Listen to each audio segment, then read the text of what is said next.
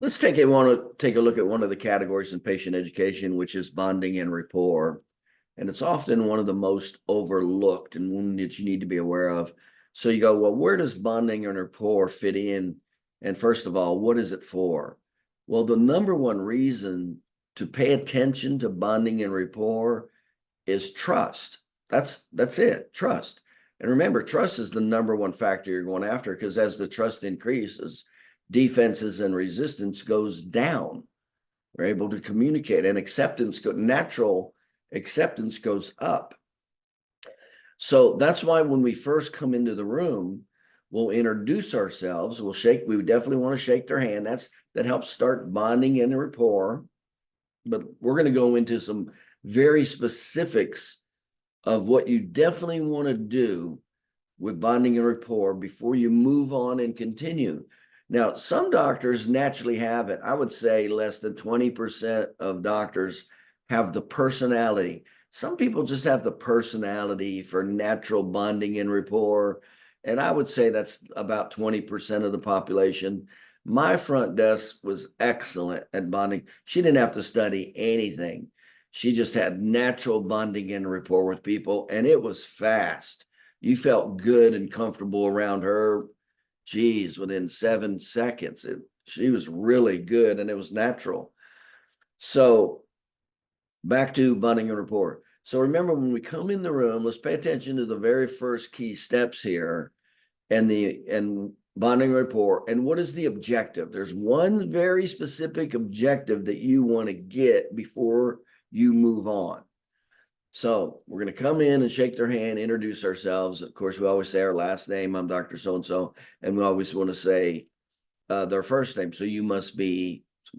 And then remember, if you cannot pronounce the name, like some of the different names are a little more harder to pronounce, whether it might be a Spanish name or something like that.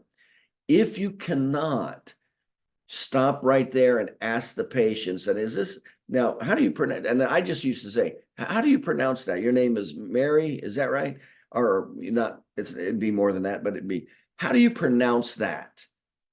In other words, I want to make a real emphasis in their name, because I tell you what, you want to just kind of start to destroy a relationship. Call somebody, don't say their name right. That's a great way to start destroying a relationship.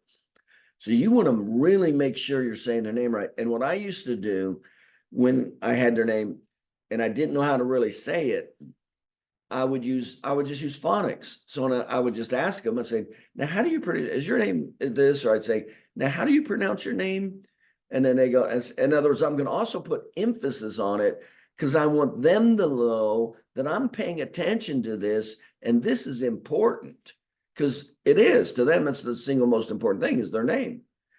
So I'd say, now, I'd say, I'd probably slander it, whatever. And then I'd go, now, how do you pronounce that? And they go, blah, blah, blah. And then I'd write it down phonically. So is that right? No? Okay. All right. Good to meet you. So make sure you get the name down. That's major, correctly.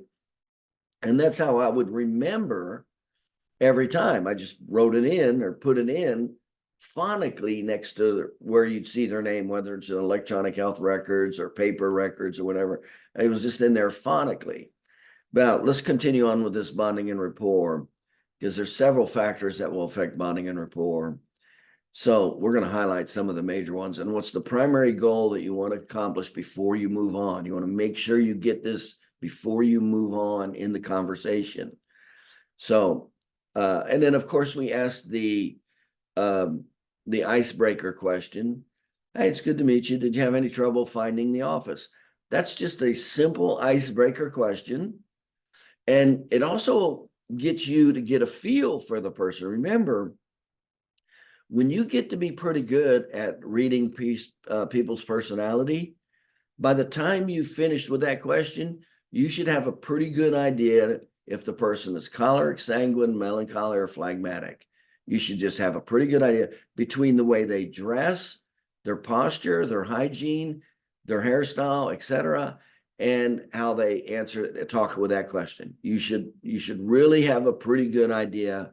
And of course, that tells you how to relate to the person and if they're a decision maker or not. So we'll say, did you have any trouble finding the office? Now, remember, I'm not going to spend a lot of time there. That's just an icebreaker question. So I don't want follow-ups to that question. Okay. Now, one thing that I will pay attention to is if they had trouble, and I'm like, well, why? In other words, were they getting the directions right from the front desk? Okay. So let's move on. So did you have any trouble finding the office? I don't want to follow up with that. Do the icebreaker. And then, and then from there, I'm going into, before we get started, okay? Because they're expecting you to start talking about their healthcare or whatever. So I'm going to say, so before we get started, let me ask you, if you don't mind me asking, how did you hear about us? So that's the first thing that I want to know. That's the first question out of the box. And the reason for that, there's several reasons for this. The very first reason is keeping track of where your new patients are coming from so you can evaluate your return on investment. So that's number one. And you got to try, and you want to be as very specific as possible. Like they say, the internet, that's not acceptable. Internet, what do you mean? Could that be, is that TikTok? Is that YouTube? Is it, I mean, what do you mean internet? Okay. So you can't be vague in general. You got to drive it more specifically. And remember, sometimes patients will be referred to you, but they got to go to the internet to find your phone number and your address. So they may just, a referred person may just say to you, well, the internet, because that's where they got your phone number, even though they were referred to you. So you got to be highly aware of that. And you need to know that. This is all real important information for marketing purposes. So especially if the person referred, you definitely want to know who that is, not only to thank them, but now they go into another list. They go into the 17 percenters list or the 3 percenters list. In other words, that person becomes a VIP, a very important person, as far as somebody who's willing to refer to your office. So getting back to the bonding and rapport. So before we get started, if you don't mind me asking, and that's, so when you say, before we get started, because that tells them I'm not going to start talking about them and their healthcare condition while they're here. Hey, before we get started, if you don't mind me asking, and I'm telling you, that is a great phrase to remember. When you want information from somebody and you say, hey, if you don't mind me asking, okay, their defenses go down and they're more willing to even talk to you. That, I'm just saying, that alone is just a really good phrase to remember anytime you're wanting personal information. If you don't mind me asking, okay, so if you don't mind me asking, who referred you? And then I'm shutting up and listening and digging, because it's also a third-party connection. So the number one thing that you want to try to dig for before you move on and continue with the relationship is a third-party connection. Why? Because trust naturally goes up and defenses naturally go down once you both know somebody. That's just a natural phenomena, okay? So you want to dig for that in the beginning. So if you don't mind me asking, so we want to know it for our statistics. We want to know, so we can put our person into the VIP category, but we want to know our return on investment. And then we want to go for third-party trust. Now I'm going to go at least into 3 resistances to dig for a third-party connection. Whether and here's the connections I'm going to pay attention to. The first one is who referred you. Okay, so that's the first one. Then from there, I'm going to go into I'm going to follow up and drive it home. I'm going to go, any of your family members or friends come here. How about work? Do any of your friends or any of your friends or any of your coworkers come here? In other words, I'm digging. That's called going through resistances. So that was the third resistance, by the way. The first resistance is when you ask somebody. So in this case, I asked them, if you don't mind me, how did you find out about us? Well, that's the first resistance. And remember, you increase your odds 50%. You increase the ability to get that information 50% when you go to the second resistance. That's why you never, ever stop at the first resistance in anything you do. So you increase the likelihood 3 times. And in marketing, if they see you at least 3 times, they increase the odds of acting 50%. So you never do something once. You, as a minimum, when you're communicating, you do it twice. And then in marketing, you do a minimum of 3 times. This is what significantly increases the information. So I'll say, if you don't mind me asking, how did you hear about us? Oh, I didn't, I just, they don't say anything. So they didn't, let's say it's not a referral. Oh, I found you on the internet. Well, if you don't mind me, what part of the internet, where did you look? In other words, I want to do a deep dive now and find out. So let's say that there's no third party person. And they say, oh, I just Googled, chiropractor near me. I saw you were near me. I'm like, okay. Now I'm going for the third party connection for bonding and rapport. So now I'm going to pay attention. So now I'm going to go to the second resistance. Say, does any of your family members, friends or family members come here? And we're driving it a little deeper in their consciousness level. That's what we're doing. We're trying to find a connection. That's what we're trying to do. Okay. So, and that's what you want. You want a connection before you move on. So these are the resistances that you would want to do. So the first one's the open-ended. Let's say it's not there. You go to number 2. I'm going to family and friends. Any of your family or friends come here? No. What's number 3? Work. Anybody at work?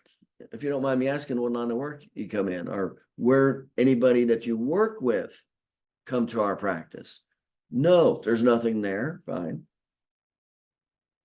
Then if I don't have anything now, then I'll even go further deeper and ask them, well, if you don't mind me asking, where are you from? Are you from the area?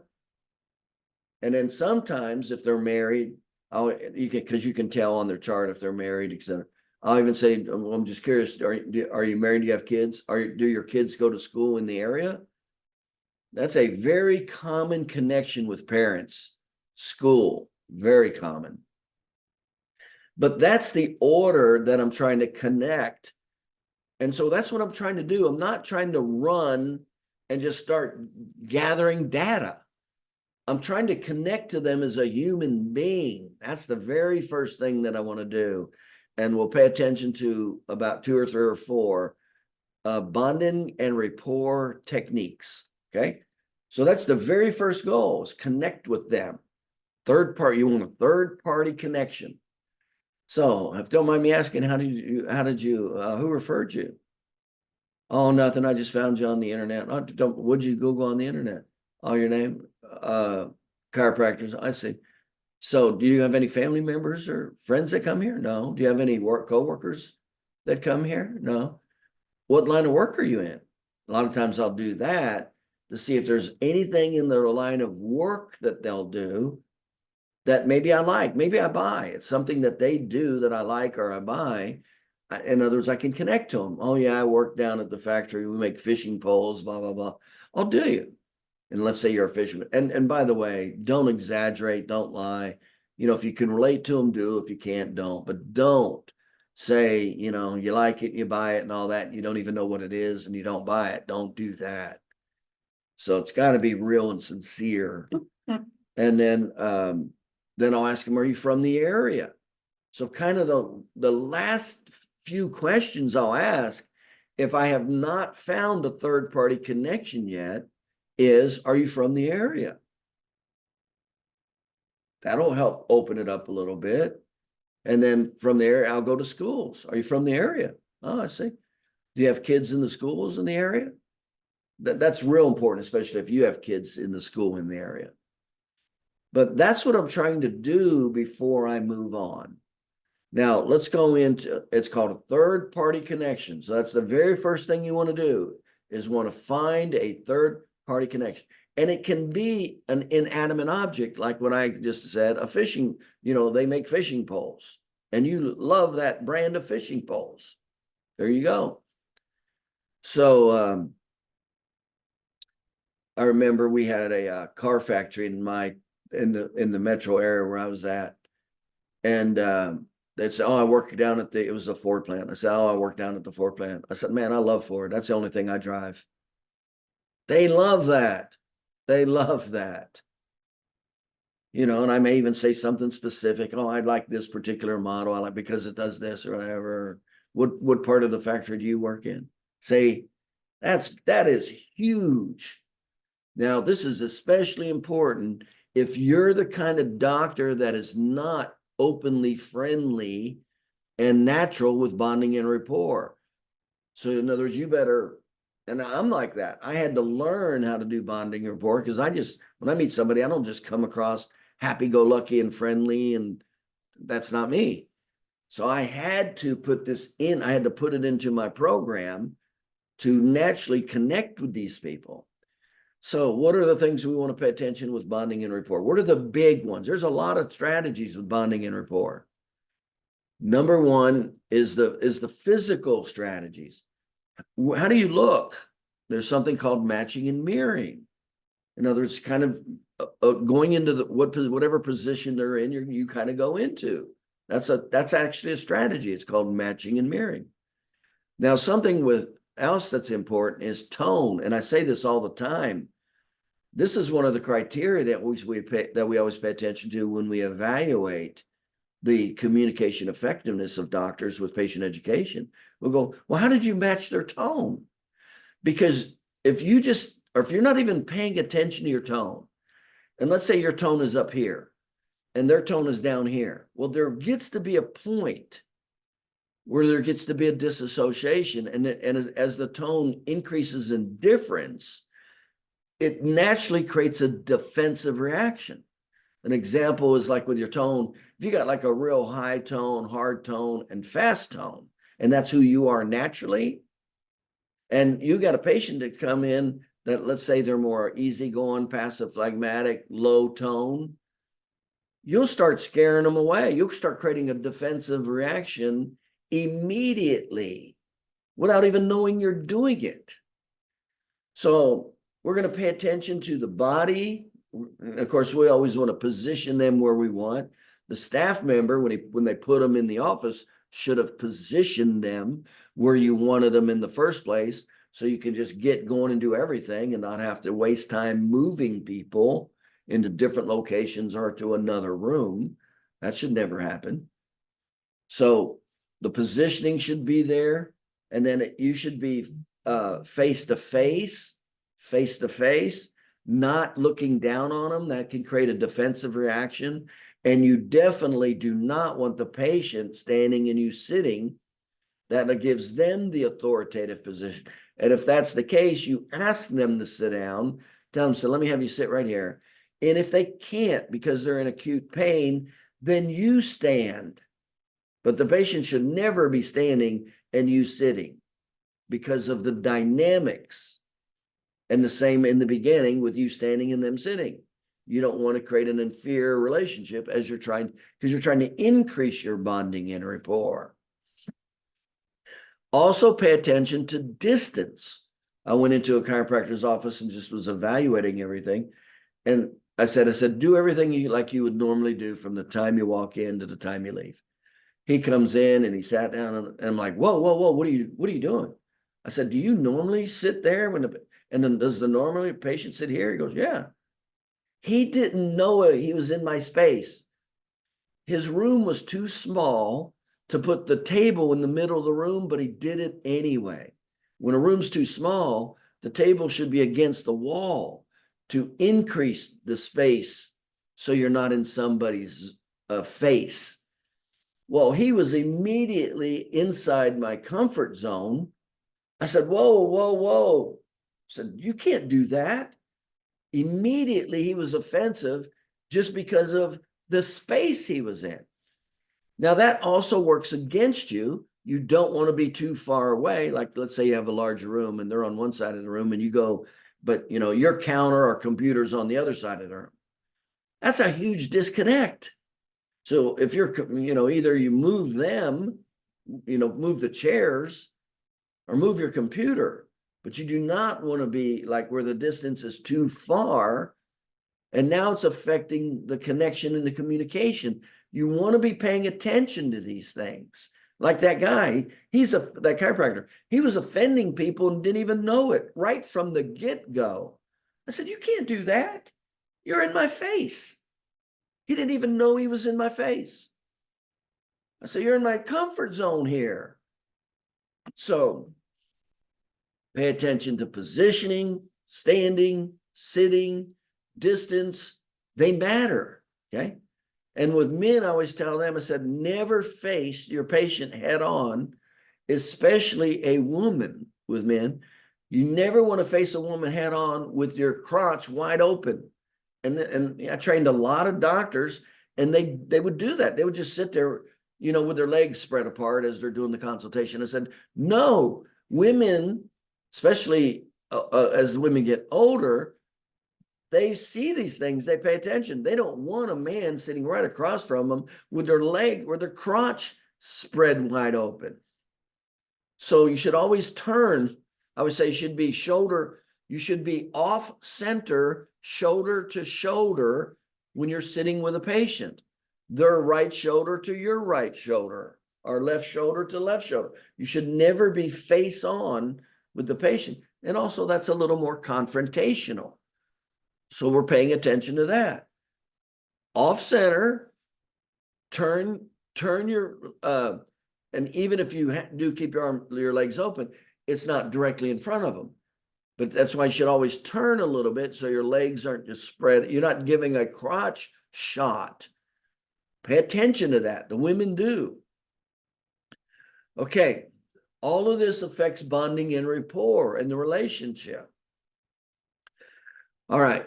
And then we were talking about tone. So that's the physical part. And then we were talking about tone. So real quick, and you will only be congruent with 50% of your patients with tone and personality. Only 50%.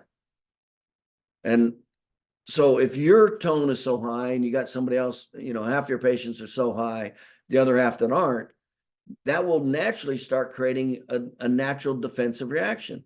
And it doesn't take many of these. So it can be one extreme, or it can be a few minor, like tone, face on, crotch, standing in front of them.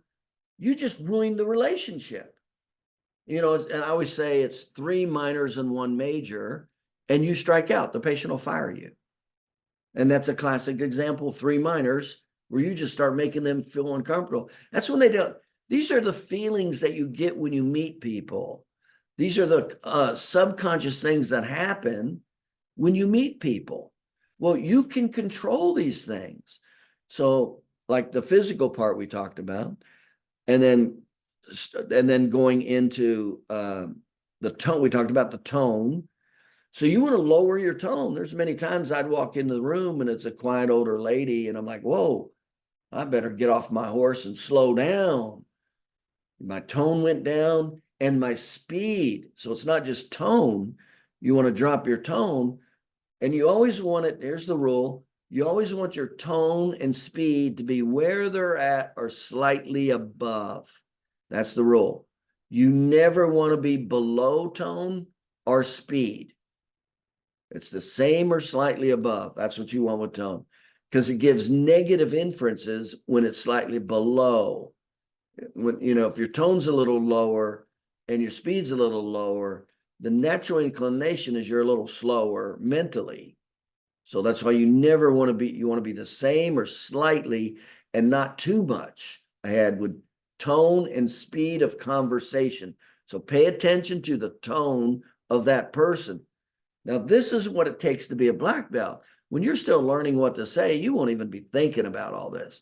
You'll be standing in front of the person, your legs crotched wide open, and you'll be doing a lot of things that aren't right when you're still trying to remember what to say. But after you already know what to say, that's when you start paying a lot more attention to the other person. And so these are all the things you want to be paying attention to. Okay, so we talked about tone, we talked about speed, and then go into what else, what are some of the other major bonding and rapport factors? Well, that's why we have to know personality profiles. What are the 3 reasons we need to know the patient's personality profile? And you should know it just by looking at them. Okay, and you need to know this just as being self-employed with employees, patients. You need to know personality profiles. So we already know that if it's a high sanguine personality, they're going to take off on us. So real quickly, you should be able to make these decisions just by the very first question you ask. If you don't mind me asking, how'd you hear about us? Just by how they look, their dress, their personal hygiene, and how they talk. Real quickly, you should be, and that's if you're training yourself. And again, we have the training videos for this. So real quickly, you can assess, that's a high sanguine. Well, get ready for what? Get ready to reel them back in. What else? So number 1 is how to talk to them. So you got to be able to control the high sanguines. And then you go, okay, are they the decision maker? That's number 2. No. And then what's the likelihood of getting their spouse as a patient? Those are the 3 factors that we're paying attention to just based on their personality.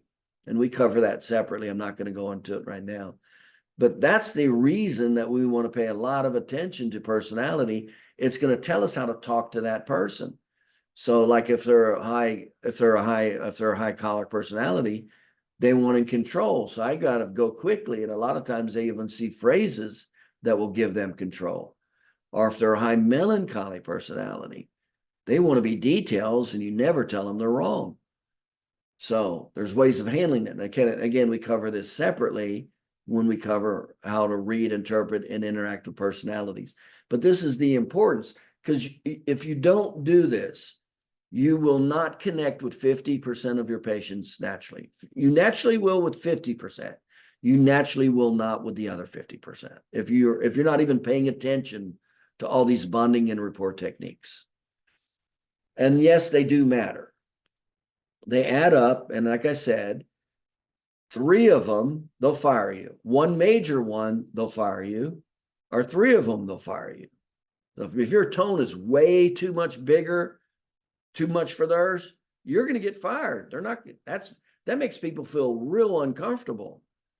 Your speed is way, way too fast compared to their speed of communication.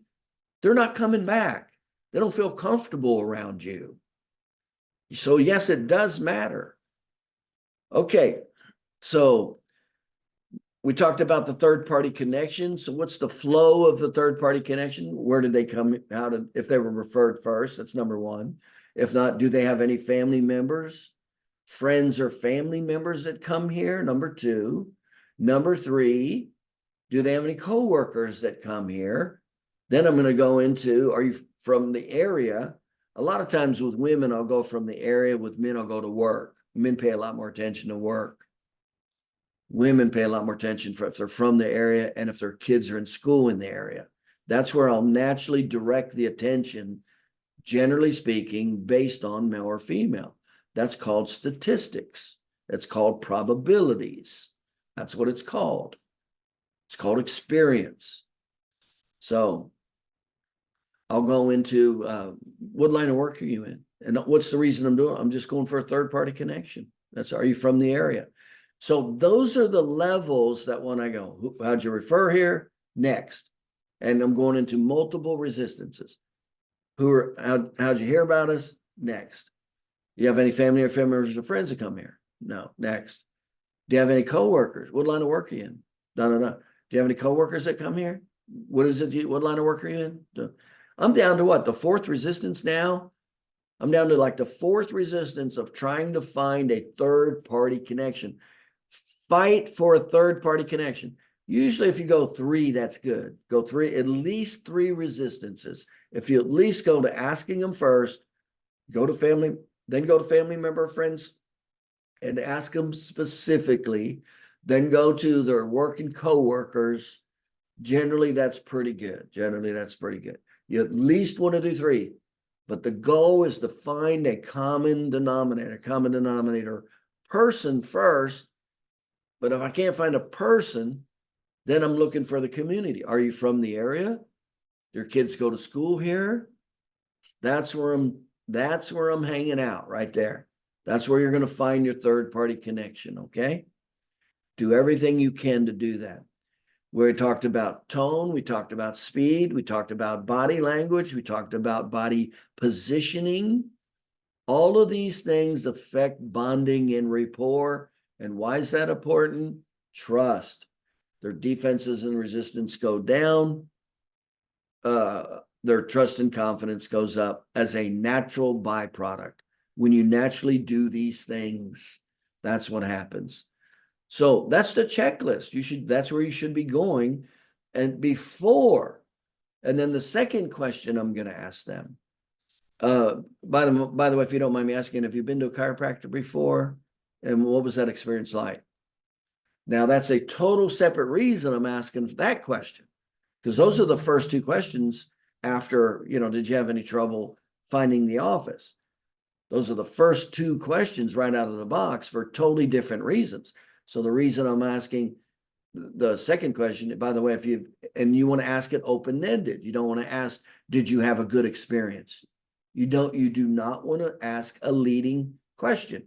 The reason we're asking that question to see if there's an obstacle or an issue they're sensitive to. Well, he did this or he did that. I'm going to go. Then the only thing I'm going to respond with is, we'll make sure that does not happen here. Okay. That's all I'm looking for is a problem. Did they have a problem with chiropractic before? Because I don't want to do the same problem if they had it. Now, don't let me include, now I just want to point this out. If a patient says, yeah, he wanted me to come back forever. Don't change what you're doing just because he says, oh, he wanted me to come back forever. Why does a patient say that? They say it because they're not educated in the science of the 3 phases of healing. So do not change what you're going to do. Don't change your protocol. Don't change your treatment recommendations because they say, oh yeah, he wanted me to come back forever. No. It's because the reason they're saying that is because they don't understand the connection of the 3 phases of healing. And that's why I say, almost every time you do this, every time and you're going to find this out if you haven't done it yet, when you start doing patient education with the science of the 3 phases of healing, one of the first things that's going to shock you is they're going to say to you after they start learning this, like the second and third visit, or even the report of findings, one of the first things they start saying is, how come my other doctor didn't tell me this? So don't bail out just because they say something like that, or blah, blah, blah. Same with money. They go, oh, he was expensive. I'm like, I don't care if I'm going to charge $2,000, $3,000, $4,000 because that's not the point. The point is creating value and then making it affordable. They buy $30,000 cars every day. They're buying $60,000 cars every day. And 9.5% of the people can't afford, 99.5% of the people cannot afford a $30,000, $60,000 car, but they're buying them every day. Why? For the value they're getting and the price they're paying monthly. It's not about the total price. Okay.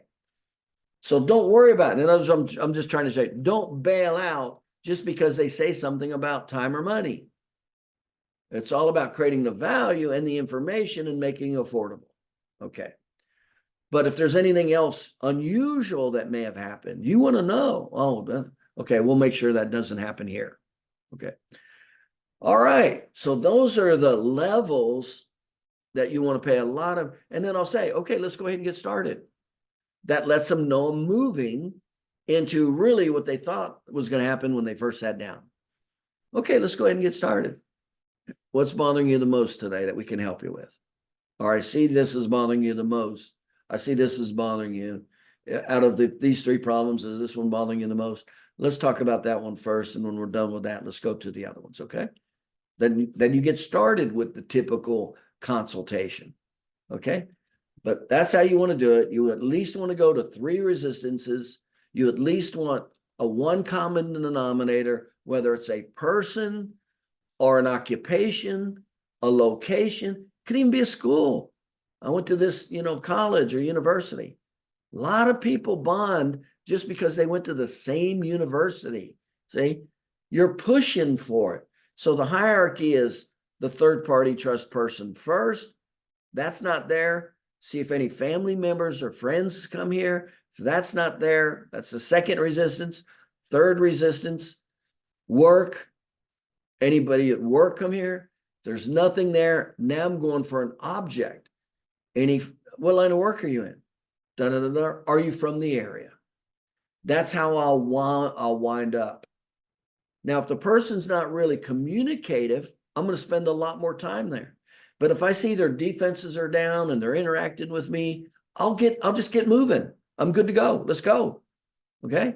But I will definitely pay way more attention to that if that person's defenses are much higher, et cetera, et cetera. So it's not just them individually, but also if they've never been to a chiropractor before, there's going to be a lot more apprehension and fear naturally. Okay. So these are the techniques and strategies. And of course, we already talked about the tone, how you talk to somebody based on their personality, whether they're a decision maker or whether the likelihood of getting their spouse as a patient. And we cover those separately. But all of these matter before you even get going. And then, so again, we're talking about the body positioning, too close, too far, speed of language, too far, too fast. We talked about positioning up or down. You always call them by their first name, you by their last name, and then tone, speed, and then third-party connection, personality connection, third-party connection. These are all the bonding and rapport strategies you want to pay a lot of attention to. How many we just covered? We covered a lot. It was probably over 10. We want to pay a lot of attention to this, especially, and hopefully you know by now the kind of person you are. If you're more easy and outgoing, or you're a little harder to get to know, or maybe you're a little more defensive, or you're not as easy to talk to, you should kind of, hopefully what kind of person you are by now. And then you need to pay a lot more emphasis to these strategies that you're weak in. There you go. That's what you want to pay a lot of attention to in the beginning. Bonding and rapport. It goes a long way for the defense and resistance of that person going down, them accepting what you say, and them becoming a patient, staying and paying for care.